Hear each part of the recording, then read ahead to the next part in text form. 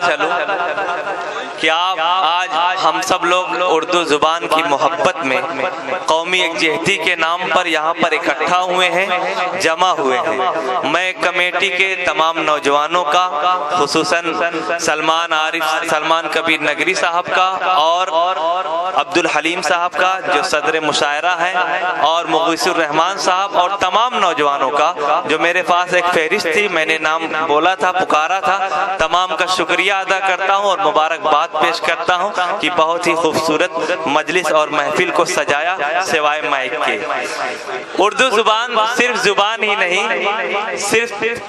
اردو زبان صرف زبان ہی نہیں بلکہ ایک تہذیب ہے، مہذب فضاؤں کا آکسیجن ہے یہ اردو زبان۔ اردو زبان کی مثال تو ماں کی ہے جو اپنے اندر کئی زبانوں کو شامل کیے ہوئے ہیں۔ سر سید احمد خان نے کبھی کہا تھا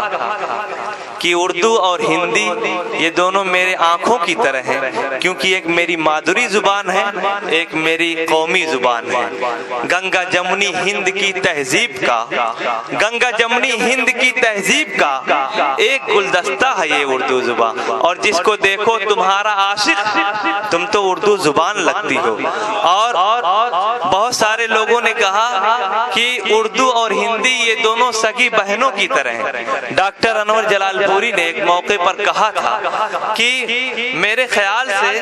ہندی کی حیثیت ماں کی ہے اور اردو کی حیثیت جو ہے وہ بیٹی کی ہے، اور تاریخ گواہ ہے کہ ہر دور میں بیٹیاں ماؤں سے زیادہ خوبصورت ہوتی ہیں۔ اب یہاں اردو اگر زیادہ خوبصورت نظر آ رہی ہے تو یہ نظام قدرت ہے۔ عزیز ساتھیو، میں بلا کسی تاخیر اور توقف انور جلال پوری کا یہ شعر پڑھتے ہوئے کہ جو بھی نفرت کی ہے دیوار گرا کر دیکھو،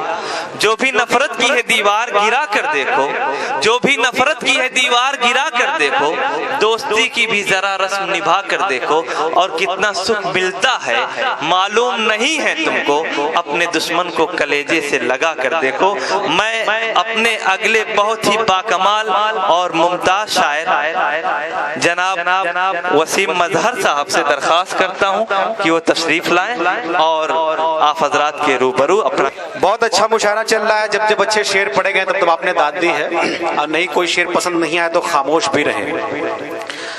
شکر گزار ہوں سلمان بھائی کا جنہوں نے مجھ ناچیز کو یہ موقع فراہم کیا، اتنے اچھے ماحول اور آپ سے ملاقات کرائی۔